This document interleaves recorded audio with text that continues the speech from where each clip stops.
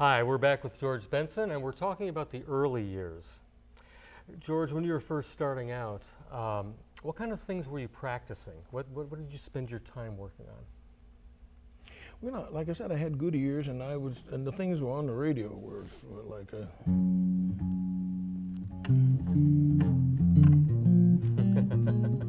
and I had good ears. I could hear all of the craziness.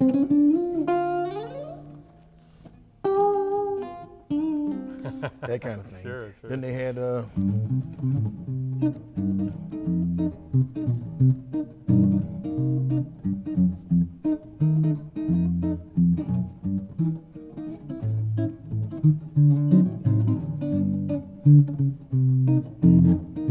thought I had done something spectacular when I stole that off of the radio, you know. Sure. But I was the only cat in town who could play it. First of all, nobody else wanted to play that stuff. But I can tell you, by learning the popular songs, instrumentals on the radio, and that first song, Honky Tonk, was so big. Everybody was into that, you know. And here's this 15-year-old kid playing the devil out. And I was rocking it, you know. And people just loved it. So they said, "Oh, little Georgie playing guitar. Have you heard little Georgie play?" You know, Yeah. It was a lot of fun. So you were working on tunes. You learned to play by working on tunes. Was that a fair statement?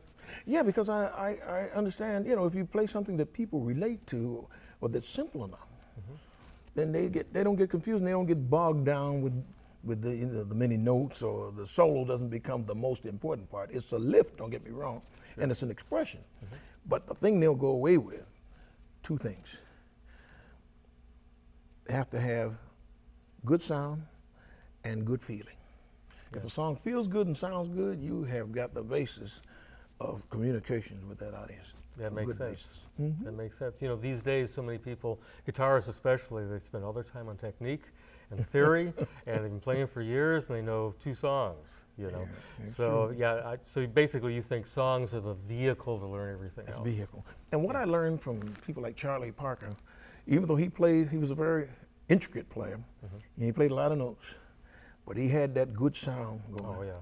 And great rhythm, because he was from the Midwest. I think he was from Kansas City. And he had the blues built into his solos, automatic, because of where he was from. And what he had that was so wonderful is all of that new harmony he introduced to the music world was because they were based on certain harmonics or chords that worked with the melody, and he stayed within the boundaries of those chords. And no matter how intricate he got, you could sing the melody along with his, you know, his songs or with his solos, his improvisation. And I thought that was spectacular, and I think that's what made him such a standout player. Well, he changed everything. He certainly did that. So besides Charlie Parker, who did you listen to a lot? Well, I mentioned Charlie Christian. Yeah. I tried to steal some of his solos, but he was a little too advanced for me. Okay. And even today, his solos are very difficult, you know. But he played some of the best guitar pieces, the best improvisations ever. Yeah. He and people like Django Reinhardt and Wes Montgomery, and in modern times, Kenny Burrell, and Barney Kessel, Jim Hall. Oh yeah. Very underrated in terms of he doesn't have the world doesn't know him as well as they should, is the words I should use. But when I went on the road with him and Barney Kessel one year, I think I learned more in that week. Is that right? Than I did in the early half of my life. So it was Barney Kessel, Jim Hall, and you. And myself. Were you playing together? We were playing together. Oh. They beat me right, up thoroughly every night. They beat me up, but it was a good beating up because I really learned. It was like Ma and Pa. They on you, but you get the message. But they love you still. Yeah, they did. And when I went to Europe with them and Sarah Vaughan, Miles Davis, and everybody, I mean, I felt big, you know. Thelonious Monk was the star of the show, and I really felt that I was doing something, you know, finally in my life. I'm 24 years old, and I'm hanging out with the masters of our time. Definitely. You know, Barney Kessel was a trickster. You know, he could turn the guitar inside out. Yeah, yeah. And Jim Hall was just the opposite, but just as powerful, but very subtle in his power. You had to listen to him. I stole a couple of things from him, too. I ain't gonna tell you what they are. I won't tell them. It's okay. But we're gonna end up playing some of them before we get out of here. Cool, cool. Now, what about non-guitarists? Who did you like to listen to? I know you like organists a lot. Yeah, Jimmy Smith dominated the scene of organ, but there was a lot of great ones out there, Johnny Hammond Smith. But I also loved singers. I loved Nat Cole. And during my time, I was just coming toward the end of Billy Eckstine's career, but I appreciated how powerful he was as a singer. And then they had a cat named Johnny Ace, who was big, you know, in my part of the world, because we were only hearing African-American artists and blues mostly. Occasionally you hear a record by Tony Bennett, he was new then. As a matter of fact, I started making records about a year or two after he did. Is that right? But I remember his early recordings, and they were great. He was an outstanding. And then I fell in love with Mary Alonzo's voice, because it's such a powerhouse. I never heard anything like that in my life, you know. Sure. And then the guy who probably sold more records than all of us put together was Frankie Lane. You remember him? Oh, I've Mule worked with Train. Frankie Lane a few times. Yeah. Yeah. People know him from Rawhide, Yeah, that's you know, but he sang so much more than that Yeah, too. yeah, he was truly great. So I began to vary my listening. Even when Elvis came out, he was singing all of the rock and roll tunes. I don't think people really appreciated how great